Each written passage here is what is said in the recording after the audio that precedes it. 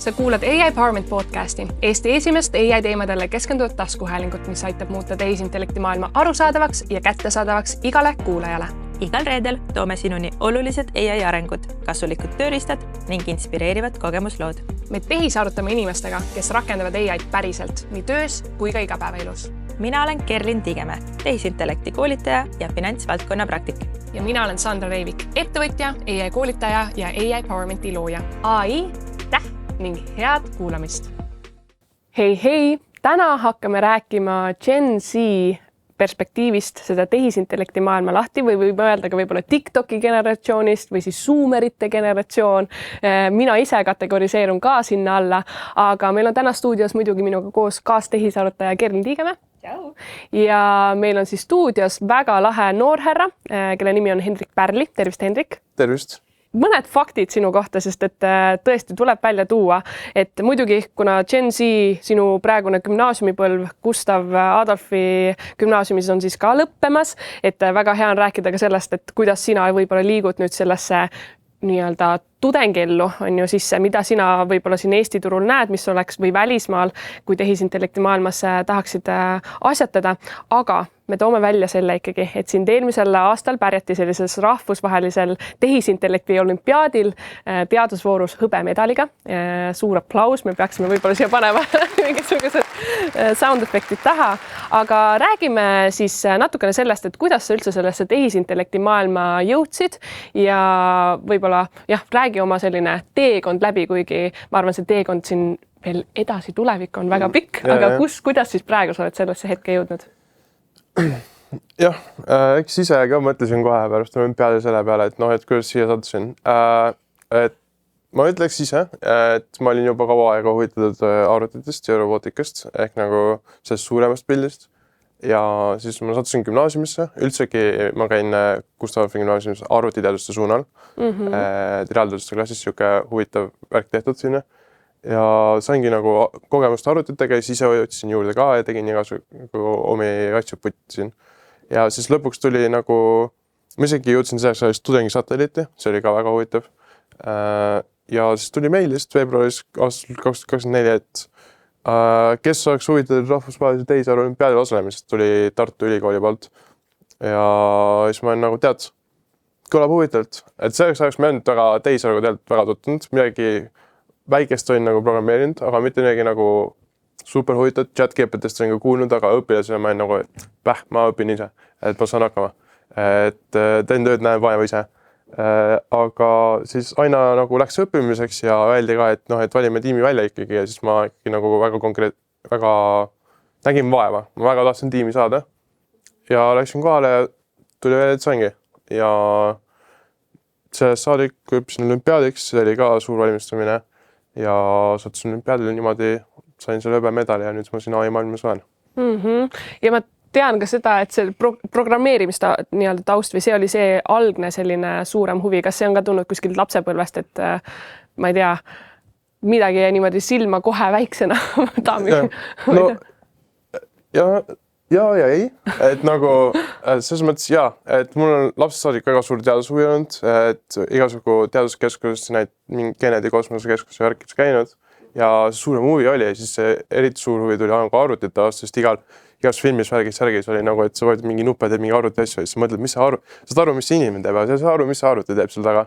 Ja see ka nagu tundus hästi põnev ja siis koolipõlves saati nagu robotika ringis olnud ja siis mingi programmeerimist proovinud, aga siis gümnaasiumil saigi see nagu suurema stardi, et ma päriselt mõtlesin süvitsi, et võiks täiesti tegeleda sellega. Ja eks sealt tuligi, et ühtegi konkreetset hetke ja momenti oma elust ei mäleta, aga pigem nagu see kogu teekond. Passionatsioon. Väga äge. Sa nii kiiresti läksid üle, et läksin olümpiaadile ja sõin hõbemedali, aga räägime sellest natukene pikemalt ka.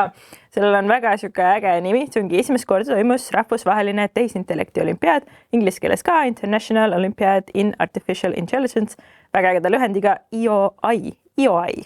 See on selline põnev ja keeruline.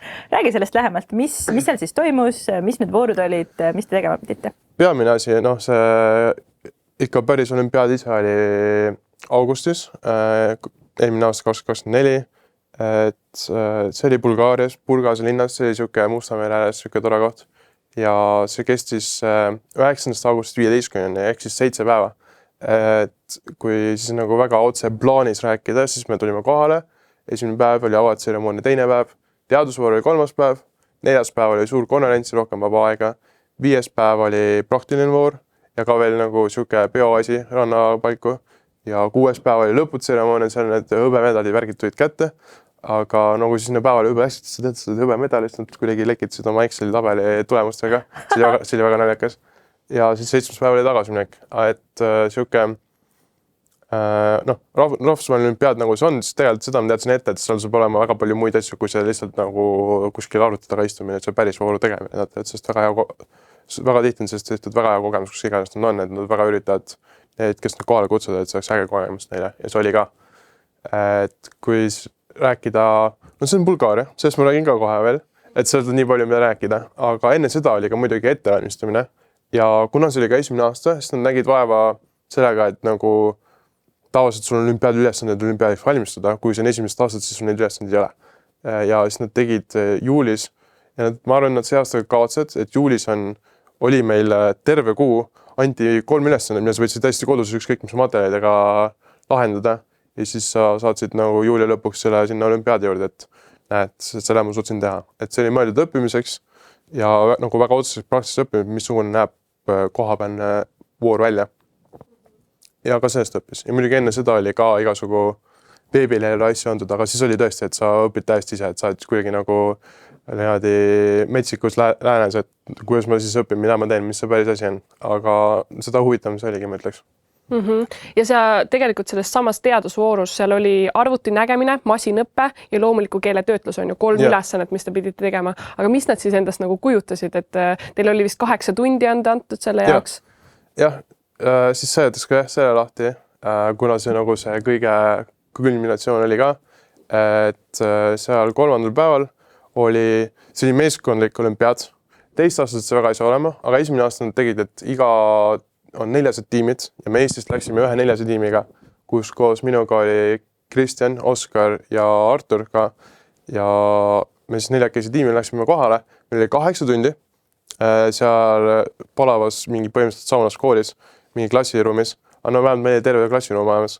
Meil oli 8 tundi, meil oli 2 arvutit lubatud kasutada, me võtsime need ise kaasa, täiesti minu isiklik arvuti tegelikult oli seal ja 3 ülesannet, nagu te ütlesite, masinõppe, loomuliku keeletöötlus ja arvuti nägemine ehk siis machine learning, natural language processing ja computer vision, sellised fancy'd sõnad. Ja see nägi välja, et on selline koht nagu Google Go Lab olemas, mis on põhimõtteliselt Pythoni teksti jaoks mõeldud selline veebiliides, et kui sa tahad progeda, aga sa ei taha seda oma arvutit mingi lennuki mootoriks teha selle jaoks, aga sa tahaksid ikkagi nagu metsikult progeda, siis sa saad nagu seal justkui cloudis teha. Ja väga mugav koht on, väga hästi töötas, hästi lahe oli sellega tegeleda. Ja ülesanded ise olid seisnesid selles, et sul oli mingi mudel ette. Et väga palju oli kirjutatud sulle ette, mingi jumala palju Pythonit, et jumalaadikus oli väga palju. Ja siis sa pidid, sul oli antud väga kindlad reeglid, mida sa pead muutma ja mis on su eesmärk. Ja sa otsustasid nagu muusikis, need 8 tundi sa kõigi 3 ülesandega oleme, neil nagu puidutasime mudeleid, katsustasime asju, nagu mõtlesime välja, mida me võiks teha. Ja siis nagu sa näed seda numbrit, sulle on antud väga otsene number, et mudeli täpsus on, igal mudelil on oma täpsus olemas, kui sa selle täpsuse sinna ehitad sisse ja siis sa nagu vaatadki, kas läheb paremaks, kas läheb halvemaks, siis sa proovid niimoodi katsetad ja lõpuks 8 tundi läbi ja siis sa annad oma parima lahendus igast 3 ülesandest. Ja kas oli mingi selliseid hetki ka, kus oli nagu, et no nii metsas on kõik, et tead, sellised hetki tuleb ka tavaliselt hetke pinge all ka arvates ja stress oli päris kõrge on ju? No selles mõttes jaa, et nagu eks see kogu 8 tundi oli nagu ühtselt niimoodi pinge peal, aga Tülli ei läinud? Ei läinud.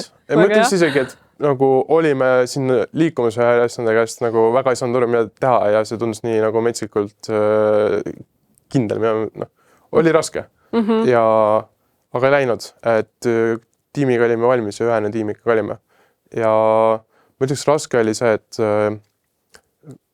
sest 8,5 tunnist kujunes tegelikult kokku vist 8 tundi 45 minutit umbes või, sest nad andsid lisaaega, sest nende üks ülesannet, machine learning oma ei tahtnud nagu korralikult ära esitada, see oli nende enda viga, mis nad siin ülesandesse panid, siis andsid selleks lisaaega, mis oli väga kasulik, sest selleks ajaks me olime computer visioniga ja me olime täiesti laps, et kui see kood praegu lõpuni ei lae ja ennast valmis ei tee, siis me ei saa seda esitada, mis tähendab, et me ei saa sellest punkte, et see on täiesti pekkis. Aga jumal tänu, me selle aja saime, sest viimasel minutil suutsime ka ära esitada kohe. Ja tuli välja, et me saime sellest nagu 4. koha 41 meeskonnast, mis andski meile, meie hõbeda. Et see väga noateral saime selle kätte, et kui need oleks õigesti üles koostanud, ma ei oleks siin hõbemedalist rääkimas tõenäoliselt, aga muidugi kõik see, et sa mõtled, et sa täiesti blindris, et mitte miski ei lähe paremaks, sul ei enam asju, mida proovinud ja see asi tundub täiesti segane, et kui sa istud seal 8 tundi ühe asja kallal, kui ükskõik mis asja kallal vist istuda 8 tundi ja kui see ei ole just mingi jõe peale vaatamine või mingi maastiku nautimine, siis sa lähed päris segaseks ära, et see on nagu, tundub olevat sama, see tundub nii keeruline, see tundub nii hägune ja nagu peale läheb mõtlema. Aga eks see oleks valmistumine nagu aitas ka, et sa päriselt saad aru, et sa pead istuma maha ja kõik see. Ja et sa peadki rahulikuks jääma ka arvatavasti, et samas selles kaose tundes on ju, sul on tegelikult eneseusaldus või tiimiusaldus, et okei, lõpuks me kuidagi sellest piip saame läbi. ja, ei kindlasti. Ja ma tean, et ka tegelikult see praegusel hetkel on ka ettevalmistused jällegi uueks aastaks on ju, et muidugi toimub teist korda ja ma loodan, et ka väga palju uusi kordi tuleb, kus see üritus toimub, et sa oled sellel aastal tiimijuht ja mida sina nüüd sellel aastal, kuidas sa toetad võib-olla, kuidas te valite tiimi, mis see protsess on olnud, see sama roll, mis sulle siis sellel aastal on antud?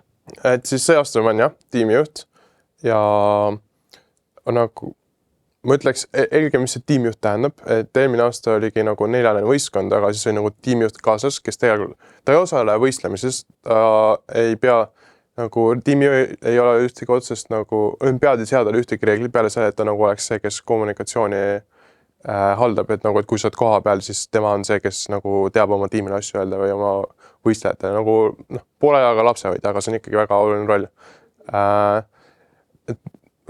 Enne olümpiaadi tiimijuhina ehk mina, see aasta, mis ma loodan teha on, et kuna ma olen eelmine aasta osalenud oma tiimiga ja ma olin justkui poole jalaga olin ka nagu kapten, et ma nägin vaeva, et meie tiim oleks organiseeritud, et ka koha peal nagu, et me 4 inimesena töötaks hästi.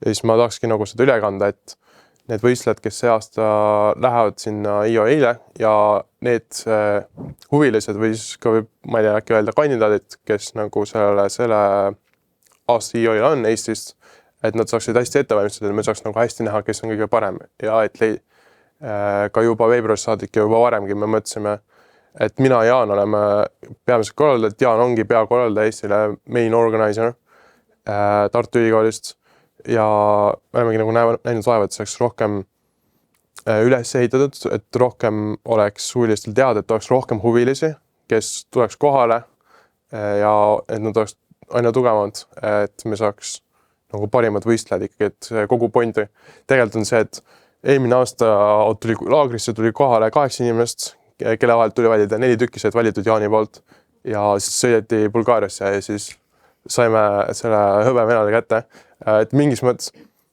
et olla rohkem organiseeritud ja et teha see suuremaks asjaks, et see Eestis on nii väike asi seni, sest see on Jaani kanda ainult ja see aasta ma loodan sellega ka aidata.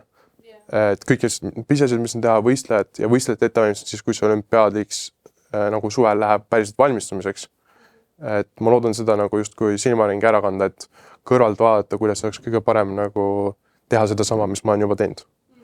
Ja siis koha peal on mingis mõttes lihtne, et sul on organiseerijad näevad vaeva, et sa oled justkui nende alluv, et ju, et saame võistled võistlema ja saame asjad tehtud ja saame 7 päeva siin oldud. Et see aasta toimub muidu ka Hiinas tegelikult. Et selline Pekingis äge koht. Võtsid endale selle 2. aasta peale. Väga lahe, selles mõttes ma arvan, et siin on ka sünnis meie enda poolt kindlasti tahame ka anda selle panuse, et kutsuda noori üles, mis see nii-öelda vanusevahe on, et kes kandideerida saavad, millal kandideerivad, kas see on kuskil niimoodi ka juba avalik informatsioon või mitte?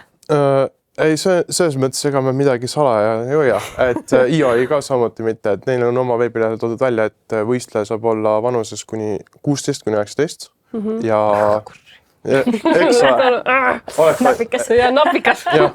Et tegelikult see on ka see põhjus, miks ma olen tiimijuht, mitte võistleja see aasta, sest ma saan 20 enne, kui olümpiaad toimub suvel ja siis ma võistlen ja saan osaleda ka. aga ma ütleks, et erinevast perspektiivist selle olümpiaadi nägemine on minu arust ka väga äge ikkagi. Et eelmine aasta oligi naljakas, et Kristjan oli meil 16, kui ma eksi ja ma olin 19, siis me oleme selle olümpiaadil, et ju, et jah, et me oleme siin ja täidame kogu vanuse ringi ära ka. Aga et nendele inimestele, kes oleks nagu huvitatud, et Eesti poolt, noh, see aasta on juba, noh, see nädal on mingi mai keskel on see mailaager, et nagu võib-olla natuke liiga hilja see aasta, aga järgmine aasta me loodamegi, et kaasata aina rohkem inimesi, aina rohkem huvis leida, et see oli kohe esimese asju, mida vaeva nägime, et nagu, et Tartu saaks seda kirjutatud ja et me saaks erinevates koolidesse kirjutada, et ma ise ka otsisin, leidsin väga palju huvilisi oma nagu tutvuse ringkonnast, aga järgmine aasta me loodame, et päriselt oleks niimoodi, et kui sa oled Eestis, sa oled AI-st huvitatud, sa oled õiges vanuses, et siin on ju päriselt see sõnum ka jõuaks, et see AI olümpiaad toimub.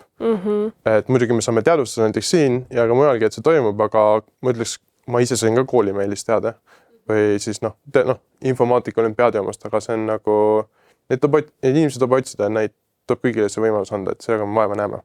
Ma just mõtlen, et peakski Jaanule kirjutama, et ta teaks, et tal on olemas meie puhul ka see nii-öelda koht, kus visata informatsiooni ja meie saame seda sõna levitada, et muidugi ma tean ka, et sa töötad väga lähedalt ka Jaaniga koos, on ju, et seda visiooni ellu viia, aga jah, et siis tead, pane kõrva taha, et me tõesti väga hea meelega nagu toetame sellel aastal, järgmisel aastal, et kuidas iganes seda sõna saaks laiemalt. Ja levitada. Ja need, kes siin mõtlevad, kes Jaan on, kellest me räägime Jaan Arust, kes ka e-Format podcastis on käinud, nii et saate kuulata seda episoodi järgi. See on üks väga populaarsetest podcastidest, kus me rääkisime sellest, et kuidas üldse see aju ja tehisaju koostöö koos on, nii et soovitan seda kuulata.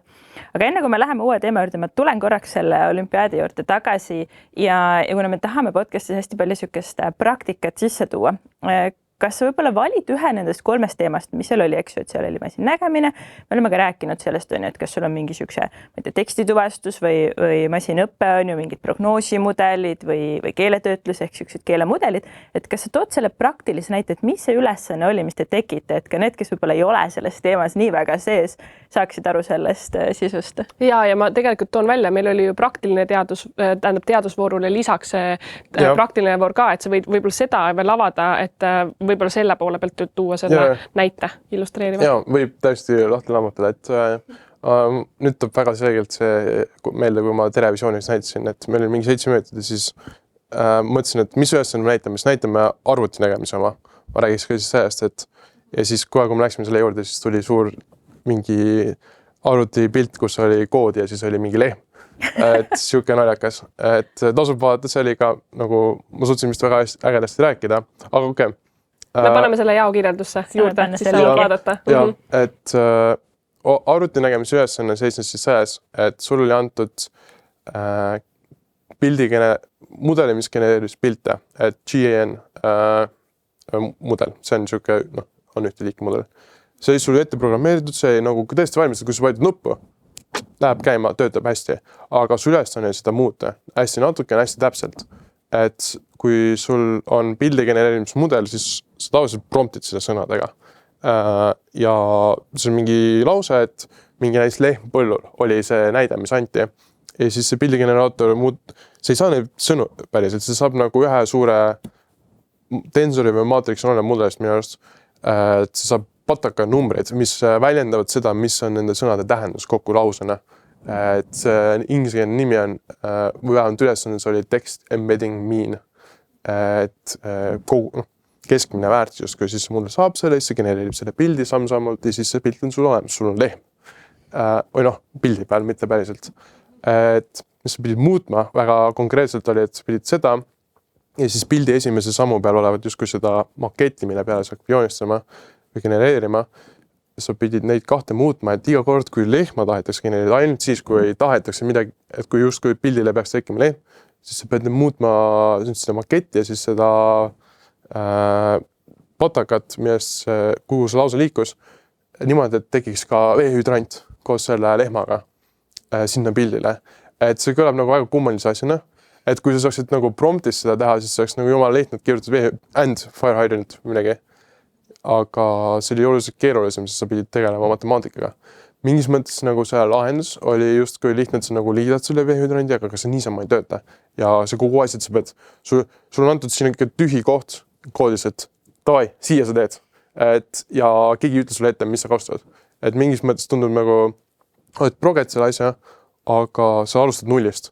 Ja see oli nagu väga loominguline üles, et nagu kuidas sa lähened seal, et kuidas sa saad need tekstid, kuidas sa saad selle, et kuidas see lisatakse sinna algelisse prompti ja kuidas üldse tuvastada, kas prompt tahab lehma kuvada, mitte kui sa ütled näiteks cattle on a field inglise keeles, siis cattle on ka sarnane sõna lehm, aga see ei ole sõna lehm, nii et sa ei saa lihtsalt tuvastada kui cow ja sa saad selle sõna lähedust tunda vektoriaalselt, kes teavad. Mul liiga pikalt selle selet, aga ongi, et ideaalne vastus ja mis me ka saime läbi imekombest, me tegelikult ausalt öelda, me ei teadnud, et seal on see pildi täpsuse nagu number olemas ja me kunagi ei näinud seda, kui me ülesande ära saatsime, me otseselt tegime asja valmis, viimane asi, pange käima, meil on ainult meil 5 minutit järele, tuleb välja, muudel jooksis tund aega, aga meil oli täpselt siis nagu lõpuks see lisaaeg kantud ja siis me saatsime ära ja siis tuli välja, see oli väga täpne.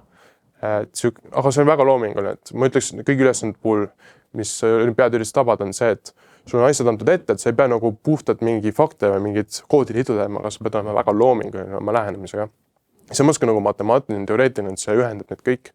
Et sul on väga nagu omapärased ülesanded, mis nagu maailmas ongi, et AI-s ei ole lihtsalt ülesanded, sul on väga omapärased ülesanded ja sa peed neile loominguliselt lähenema. Ja siis olümpiaad üritas imiteerida seda stiili niimoodi, et see on väga kasti pandud, et sa saaksid seda ikkagi väga konkreetselt õppida. Ja ma arvan, et sellega sai väga hästi hakkama kohe esimesel aastal ka. Nagu näiteks lehmadega. Väga huvitav ja kindlasti see praktiline voor, võid korraks siis mainida, mis te seal tegema pidite? See ka. Ja praktiline voor seisnes selles, et see oli väga kummaline koha pealt tulla. Et meile öeldi ette, et siin on nagu paar asja, mida te rakendust, mida te võite katsutada, aga nagu otsust valmistame siia ei ole, et see pani tähtis ka. Eesti tiimi näinud üldse vaeva, et see jääks valmistada, sest me teadsime, et see ei ole medali voor. Aga see siuke lõbus asi, et sa pead tegema pildi, sa pead tegema video. Ja millest sa pead siis tegema on see, et meil kutsuti mingi Bulgaaria popstar, mingi Maria Ilieva kohale. Väga äge kõlas vaadati laulus ka meil ette, kui ma valesti ei mäleta. Aga siis sa pidid tema laulu võtma, mille pealkiri oli Love või midagi ja siis sa pidid sellest tegema, genereerima mingi videotöötlusprogrammiga, mäletasegi, milline see oli. Sa pidid video genereerima täiesti mingi nullist nagu oma visiooni järgi, kus käib see must peale, oma valik on mis osa. Ja siis sa pidid genereerima justkui album cover pilli, kus selle jaoks sa võisid kasutada ka isegi kas või Photoshopi või mingi Painti, aga siis sa võisid ka Midjourney't kasutada, et see oli oma valik. Ja siuke, mis me putisime oma asja mingit medalit, auhinda ei saanud sellest, aga see nagu huvitav ikkagi. Et sai proovida, et väga kummalisi asju saad nagu videos mingi käima panna ja nagu väga äge oli nagu proovid juba nagu mingis mõttes see oli juba mingis mõttes esimest korda, kui ma nagu selliseid asju nägin nii põhjalikult, et ma polnud varem katsetanud video tegemist. Ja tundus jumala äge, et AI saab mingi väga lahedaid asju genereerida juba sel ajal. See sama pool, et ongi, kui praktikasse kohe panna, et sul on antud mingi ülesanne, et kui EPSis ka ma õpetan, et iga nädala lõpp nad peavad tegema praktilisi ülesanded, kus nad teevadki läbi, võtavad mingi kindlad tööriista ette ja teevad oma näiteks äri jaoks, mis iganes kaasluse sinna valivad ja siis teevad, on ju. Et see on ülilahe, kui on pandudki niimoodi, okei, siit enne ära ei lähe põhimõtteliselt. Ei, see oligi, aga et samas oli see valik, et sa ei pea tegelikult midagi otseselt esitama, et sa lihtsalt ei saa punkt sellest, aga et põhimõtteliselt siin sunnite, et tavai, tehke midagi ja siis me tegime midagi, sest miks mitte, et kui sa pead 4 tundi tiksuma siis ja oled juba kohale tulnud, et AI teha, siis võiks AI teha, et siuke äge oli. Me teeme ka alguses selle välja, et sa tegelikult oled ju lõpetamas gümnaasiumit ja ma arvan, et hea võimalus on anda siis Gen Z poole pealt sellise omapoolse panuse sellesse, et mis sina tunned, et selleks, et valmistuda ette, sa oled ka õppinud juurde lisa selliseid oskusi, aga milliseid oskusi võiks praegu gümnaasiumis õpetada, et me võime ka rääkida pärast hiljem tuua selle tehisintellekti hüppega kokku, on ju, aga võib-olla, mis sina näed, et mis võiks õpetada gümnaasiumi õpilasele, kes võiks siis selleks samaks AI ajastuks meil siin valmis olla? Väga hea küsimus. Selles mõttes ma ütleks kõigepealt, et nagu ma kõigepealt räägiks nagu lahti, kust see tuleb, et minu kogemus siin on koolis AI poolest, et aina rohkem hakkad kasutama juba minu arust 10. klassis ma ka natuke katsetasin sellega, aga siis tollal ei leidnud nagu, et see suudaks midagi asendada minu õppimistegevuses. Siis see oli üpris loll ka, võrreldes praeguseks on nagu jumala tark. Et aina rohkem, kui see on nagu just õpilased ja nagu noored ongi need minu arust, kes nagu katsetavad asjadega kõige rohkem, et kui see ongi see, miks kui uus trend tuleb välja, siis see on noorte asi, sest nagu noored on need, kes nagu jumala võtavad kätte ja teevad midagi uut. Et sama on ka AI-ga ja iga kord, kui need AI asjad on välja tulnud, siis noh, kui sa oled õpilane, sul on mingi kodutöö, mis on jumala tuim ja neid on. Et siis sa mõtled, et proovime ära, et kas saab ära teha ja siis kui saab, siis nagu hakkad kasutama. Et ise oma küsimus, et kas sa kasutad seda lihtsalt sellepärast, et oma koolid tehtud saada või et aidata ennast õppida ka. Et muidugi nagu Jaan on rääkinud minu arust, ma ei hakka sõnu suhu panema, aga ta on ka umbes seda koolkonda, et ikkagi see võiks arendada inimest, et tehisintellekt võiks arendada päris intellekti, mitte seda asendada. Et on hästi palju katsetatud, hästi palju loomingulisi asju tehtud, ma ütleks, see on äge näha. Ja pool sellest on umbes see, et ChatGPT teeb mu kodutöö ära, aga ülejäänud pool sellest on see, et kas katsetatakse midagi uut või siis näiteks, et kui on mingi matemaatika ülesanne ja sul on õppis öelnud, see vastuste leht, seal võib valesi asju olla, siis sa tahad kontrollida ja siis kui sa tahad kiiresti kontrollida, siis paned selle näiteks matemaatika puhul AI sisse ja tänapäeval sul tuleb jumala hästi ära lahendada, et nagu näidata, et mis on see vastus ja siis sa saad nagu võrrelda. Et väga palju asju, väga lõputult asju, mille katsetada ja just nagu noorte seas katsetatakse kõige rohkem, et ma ütleks, kui ma ise peaks andma, küsimus oli, et kuidas ise nõuanded anda, ma ütleks, üks on kindlasti, et katsetada, et proovida, katsetada, et näed midagi uut, proovi. Et see ei kehti AI kohta, see kehtib kõige kohta, see on nagu kuidas nagu uudishimu töötab. Ma ütleks, see kehtib ka väga hästi AI osas. Ja teine oleks, et kui üks asi, mis ma isegi nagu, et me õppisime AI olümpiaadiks, meile öeldi väga kaua, et me võime ChatGPT-d ja kõik kasutada, võisime tegelikult voorusi interneti kasutada, aga me võisime ainult mingit Geminat kasutada, mis oli väike, sel ajal oli väga väike, nagu need oli hästi piiratud mingis mõttes. Aga me õppisime, kuidas AI-d õppida AI-ga koos, et sa nagu katsetad nii palju asju, et nii süvenenud õpet teha AI-ga oli väga huvitav. Ma ütleks, et nagu hästi lihtne nõuanne selle poolest oleks, et kui sa midagi õpid, siis nagu kui sa ei tea midagi, nagu kas või tavalises päevas, ma ei tea, et sa ei tea, missugune on kohvi mingi keemiline koostis või mida iganes. Või et sa ei tea, kuidas mingi probleemi lahendada või sa tahad millegi uut viisi läheneda, siis lihtsalt küsi AI-lt. Et olgu see mingi ChatGPT või mingi Gemini või Claude või mis iganes praegu maailmas kasutatud on. Et küsi, saad vastuse, küsi mida iganes. Et nagu internetist räägiti tol ajal, et sa vastab igasuguse küsimuse, see teab kõike.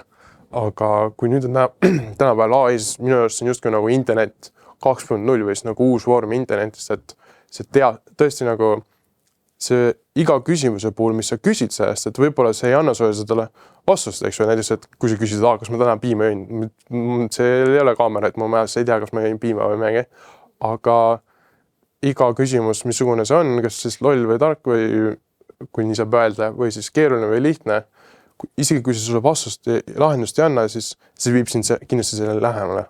Et see on valdavalt tõsi, et kui ma internetis on, ma võin tunde otsida asju, aga ma pole oma vastust leidnud, siis AI on see, et esimene küsimus, mis sa küsid, see midagi sulle annab. Nüüd see annab kohe kindlasti, see on nii targaks muutunud, et ma soovitan küsida.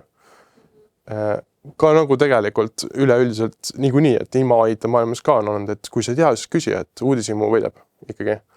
Võib-olla kolmandana on see, et kui nagu konkreetselt õppima hakata, et mõtled, et selle peale, et võiks süvenenult võtta mingi kursuse või teha mingi koolituse või vaadata internetist või õppida kuskilt videoselt või nii iganes või katsutada ise järele, siis mõtleks, on see, et kust iganes õppida AI-d, teiste asjade puhul ka, aga AI puhul ma leian, et see on väga tõsi, et tasub usaldada oma nagu allikaid, kus sa õpid. Et mingis mõttes, et omal ajal on väga lihtne, et kui sulle antakse matemaatikaõpik või antakse keemiaõpik koolis, siis sa tead, et noh, mingi väärtus sul on, et see on nagu, ega see mingi toda juttu ei räägi. Aga kui see AI on nii uus asi, et mingis mõttes keegi ei tea, ega sul ei ole kuskil 10 aastasest raamatut lugelemas, mis räägib tänapäevasest AI-st, sest tollal ei olnud AI-d. Ja siis on see, et nii palju allikaid on väljas, sa pole ühegi neist nagu harinud. Et võib-olla parim asi, mida proovid, on see, et nagu sa alustad millestki, mida sa usaldad. Et kui sa natuke nagu näiteks ChatGPT, siis sa küsid, et kus ma võiksin seda õppida, toda õppida.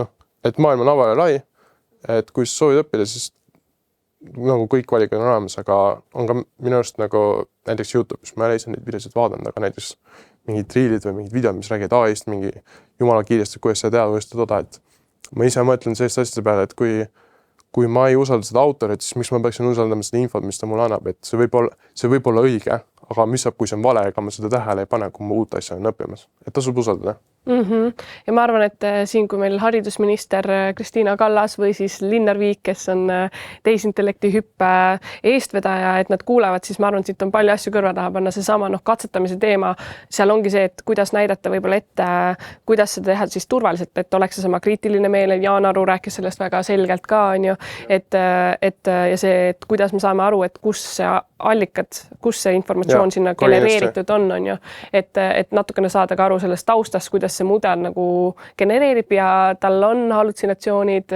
see, et ta teeb lihtsalt selle ülesande ära ja seal taga peab olema enda poole pealt nagu niisugune suurem pilt ja arusaam on ju, praktilised juhised juures, aga eks me siis seda olemegi käimas läbi ja ma arvan, et tehisintellekti hüppega ka, et tuleb neid noori kaasata võimalikult palju, et seda arutelu saada, seda sisendit on ju, et see kahepoolne selline diskussioon tekitada. Ja, eks ma ja just üks mõte, mis mul ka tekkis, kui ma mõtlesin kogu selle jutu peale, mis siin rääkima hakkama, et nagu, et kui TI-hüpe on siuke, see on väga äge asi. Mul ei ole siin agasid, see on nagu nii äge, et Eesti nagu loed OpenAI artiklil, et mingi, et kuidas Eesti on esimene riik, mis oma National Education System, mingi integreerib AI, et nagu siin ei ole mul midagi öelda, et nagu me oleme õiges suunas, me oleme tuleviku suunas. Et väga palju, igasugu, me tegelikult ei ole TI-hüpet nagu näinud, see on mingis mõttes must kast veel, et nad räägivad, mida me tahame teha, aga midagi veel ei ole tehtud. Nii et kuidas ma saaksin midagi selle vastu öelda, kui me oleme midagi näinud. Ma ütleks võib-olla seda, et üks asi, mis võib väga kasuks tulla, niisugune väga üldine asi, väga võib-olla biased on see, et kui seda TI-hüpet ka hakata arendama, siis tasuks kuulata hästi palju õpilasi. Et ma peaks kihla, et nad hakkavad seda tegema, aga nagu, kui ma olen kõnnin AI-ga nagu AI asjas koolis ringi, et mingis mõttes aasta otsa ka teanud, nagu kuidas see nagu asi taga toimub ja mis see nagu õige suund võiks olla. Ja nagu kuulan, mis minu klassist ja nagu mujalt räägitakse selle AI kohta, siis nagu jumala tark jutt. Et nagu väga tabavalt saadakse aru, et mis on nagu ma arvan, noored saavad aru, mis neil käes nagu kindlasti mitte kõik ja nagu see olegi see, et ega me nagu maagiliselt tunneme AI-d, sest me oleme noored ja kasutame seda või mehegi, kui kindlasti mitte. Aga kui seda nüüd hakata Eesti haridussüsteemi arendama, siis ma olen väga palju lugenud nagu, et kuidas TI-hüpe räägivad õpetajad, räägivad haridusinnovaatorid, räägivad nagu kõik. Egas nagu niisama õpilasi hakka ka nagu artiklit kirjutama, ega võib-olla nad ei tea täpselt, mida nad nagu 1000 sõna räägiks, aga tasuks kuulata, mis õpilased on öeldud, sest nende jaoks see haridussüsteem tegelikult ongi.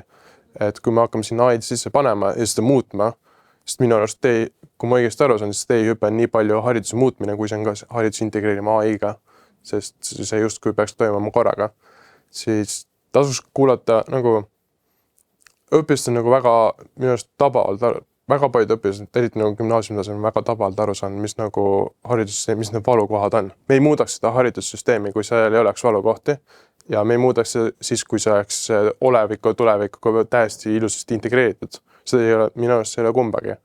Ja minu arust õpilased näevad väga hästi, kuidas see saaks olla mõlemat. Nõustun. Ma jäin kohe mõttesse selle peale, et kuidas just see, et kuidas siis tegelikult neid õpilasi sinna kaasata. Aga ma küsin teistpidi, et kas sa näed juba, et täna tegelikult on sellised õpiharjumused muutunud? Eks ju, sa natuke ütlesid, et me tahame, et sa soovitad ka rohkem küsida, eks ju, aga kui sa vaatadki näiteks enda igapäevast seda õppimisharjumusi, mis oli võib-olla paar aastat tagasi, mis on täna ja kui palju sul on seda, et sul on AI juba su kõrval pidevalt ja sa kasutadki seda, et ise kogu aeg arendada enda teadmisi ja kuidas see teistel võiks olla? Sa oled kindlasti selles mõttes palju eesrindlikum ja juba oluliselt rohkem kasutad, eks ju, selliselt arendamiseks. Jah, no ma ütleks, et osaliselt on nagu see, et võib-olla isegi üle selle, et nagu ma kasutan AI-d nii palju, kui asju on see, et nagu, et ma olen ainult üks inimene, et minu harjumused on just minu omad ja ma ütleks, et meil on ka nagu väga unikaalsed harjumused ka meie oma koolis nagu klassis Gustav gümnaasiumis, et kui sa oled reaalteaduste klassis, kus kõik teavad, nagu sa võid ükskõik kelle klassist valida, ta teaks, kuidas mingi arvutit ehitada, siis see on natuke erinev sellest, kui sa nagu räägid tavalise õpilasega, et selles mõttes, et mu oma õppeharjumused, no näiteks ma kontrollin matemaatika ossaid, sest mul on tasunud ChatGPT versioon, mis saab Maitaga hästi hakkama ja ma mõnikord, kui ma ei tea millegi, siis ma küsin AI-lt asju, aga seda sageli ei juhtu, et ma ütles, et nendes tunnis, mis mul on, et kui mind see teema väga huvitab ja soovin õpetaja midagi küsida, siis ma ise nagu saan ja ma nagu usaldan ka, mis õpetaja mulle vastuseks annab. Et ma ei tea, kas kõigil see samamoodi on, aga kui näiteks ei ole, siis saab ka AI-lt küsida, et kui teema ise kaugemale huvitab. Et ma ütleks, üldisemalt eks need õpiharjumused ole nagu see, et mis sa soovid õppimist saada, kas sa soovid koolipäevaga läbi saada või sa soovid nagu asjadest teada saada, et see pole see, et õpilane on õpilane inimene nagu mingis, ongi nagu iga teine, et soovib asju teada saada, ta soovib uusi asju proovida, et ta küsib AI-lt neid asju, et selle poolest igaüks on isama. Aga kas sa näed näiteks seda, et üks hetk meil ongi AI tuutorid õpetajate asemel, sest kindlasti Gustavi sektsioon õpetajate tase on ka väga kõrge, on ju, aga meil on ka väga palju koole, kus on õpetajaid puudu, on ju, ja võib-olla see tase ei ole nii hea, et kas seal võiks olla lahendus?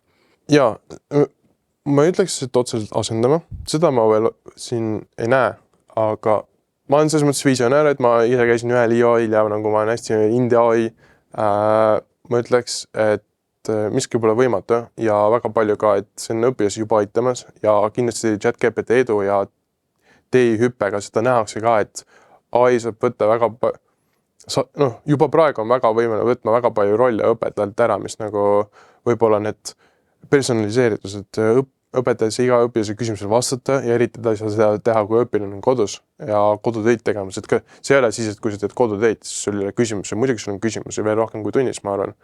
Et just nende kohtadega on AI nii palju võimalusi aidata õpilasi ja juba aasta või üle aasta tagasi näiteks Khan Academy rääkis sellest, et mingi teeme Khanmiga, teeme AI tutori ja nagu väga paljud räägivad sellest OpenAI ChatGPT edu ja kõigil ikkagi räägitakse sellest, et nagu, et õpetajatel on nii suur koormus ja neil õpetajatel ongi suur koormus, seda nagu isegi õpilasena väga hästi tegelikult ei näe, kui õpetajad sellest ei räägi välja, et seda koormust nagu leevendada ja õpetajale anda võimalus teha seda, mida üks õpetaja nagu kõige võimekam on, et minu meelest on õpetaja kõige võimekam selles, et nagu, et sa juhendad ja saad nagu sütitada seda tuld, et nagu, et kas saad millestki huvida, kas sooviksid midagi veel teha, et kas sooviksid nagu teada saada sellest kõigest. Et see roll minu arust jääb inimõpetaja ehk õpetaja kätte küll. Aga AI-l on nii palju, mida see saab ikkagi ära teha, et õpetaja töö oleks täpselt see, mida see peaks olema, mitte seda kõike, ütleme seda kõike igat või seda kõike nagu igapäevast, mis nagu õpetaja ei sooviks teha, aga peab tegema, sest siis ta teeb seda kõike ise. Kui me sinuga rääkisime siin ettevalmistusest ka, siis me tõime välja selle, et Eestis võiks olla üks tehisintellekti olümpiaad. Ja ma arvan, et see oleks väga hea, et kasvatada neid kasvandikke ka selleks, kes siis rahvusvaheliselt meil lähevad esindama. Aga kui sinule antakse selline ülesanne, et luua tehisintellekti olümpiaad Eestisse, siis mida sina näed, mis seal võiksid sees olla või kuidas see võiks välja näha siin Eesti maastikul? See on asi, mis minu ennast ka muidugi huvitanud, et kes ütlesid juba ei ole ülesannet andnud, et Jaan juba minuga on mõelnud selle peale, et nagu, et võiks nagu järgmine aasta teha olümpiaadi, sest eriti veel sellepärast, et me oleme süsteemitud hetkel rahvusvaheliste valimisele. Aga räägime Eestist, et Eestis ei ole AI olümpiaadi, et kui ma keskkooli õpilane soovin midagi AI-ga teha, siis uurimistöö võib-olla, et kindlasti mingid omad projektid, aga Eesti AI maastik nagu õpilasele minu meelest on olnud üpris kitsuke arenemas. No seda peabki arenema, ega see kohe mütsist ei tule. Aga see on hetkel minu arust nagu the market is empty või midagi. Et kui ma tahaksin Eesti AI-olümpiaadi teha ja kes teab äkki teengi, ma ütleks, kõigepealt tuleb astuda kindlasti nagu põhiasjades see, mis teised riigid juba teevad, et justkui ettevalmistus EAI-ks, sest see EAI nagu väga palju on, olümpiaadis on veidi seda, et need nagu 100% ühti sellega, mis nagu päris maailmas nagu et kui rahvusvaheline matemaatikaolümpiaad, siis see ei ole sama, mis see, et sa lähed ülikooli matemaatikat õppima, sa ei tee sama asju.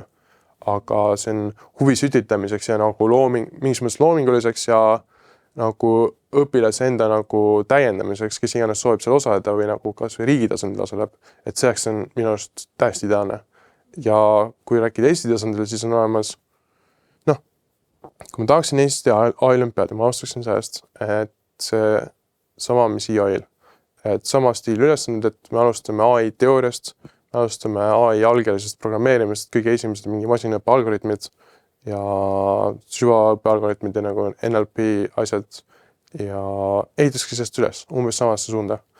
Et just kui see 0-100 ei olekski, et kuskil 50 peale sa oled EOI-le saanud, siis 50-100 on see, et sa käid EOI-le ära. On see, kuidas ma näen seda.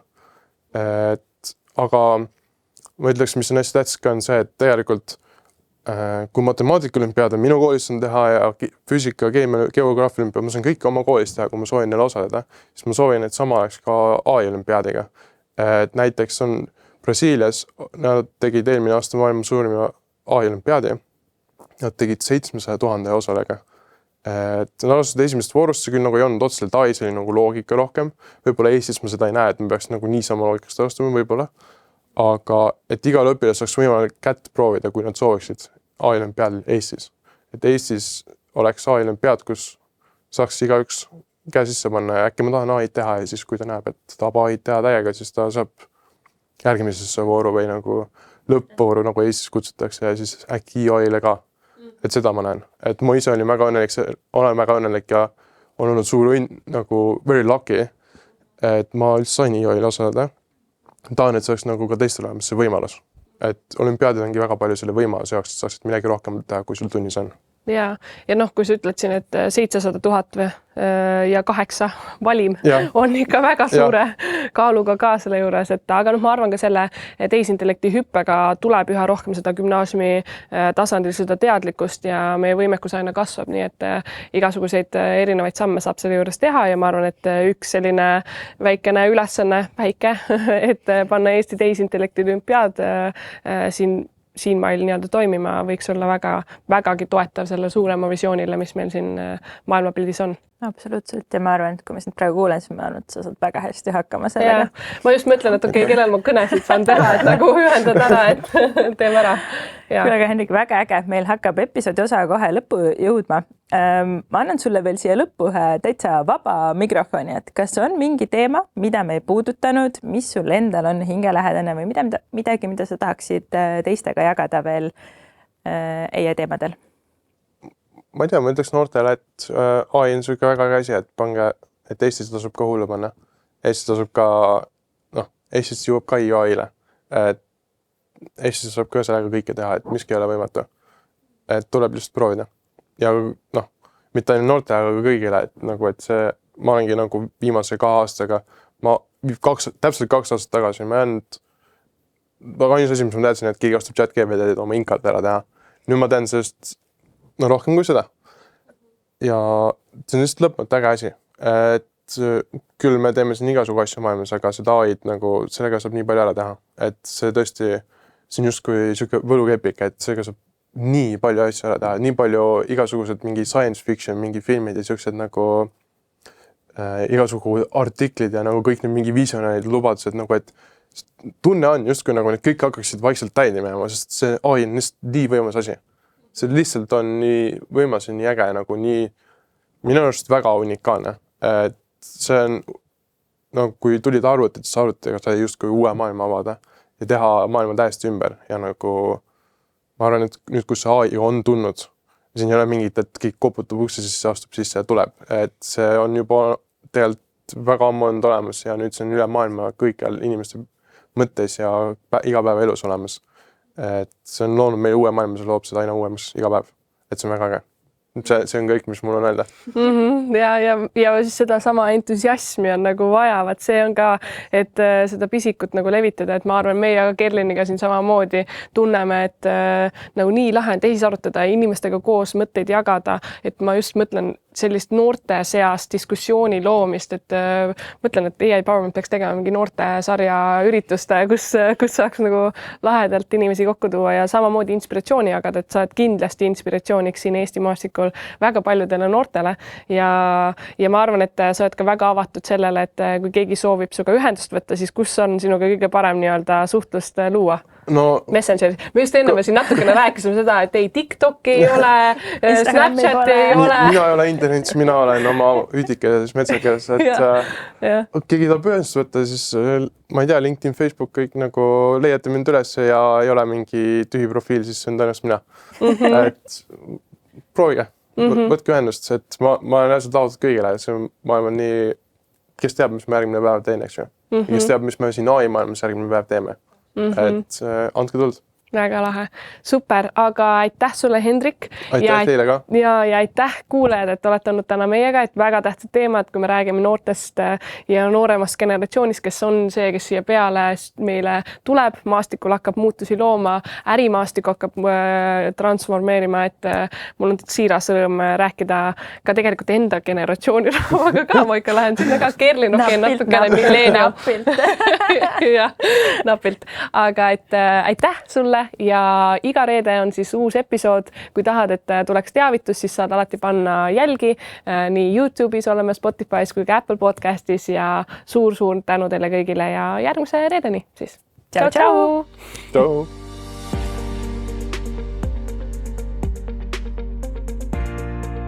Täname Estonian Business Schooli, kes on meie ametlik tehniline partner ja pakub taskuhäälingute salvestamiseks professionaalset video- ja helistuudiot.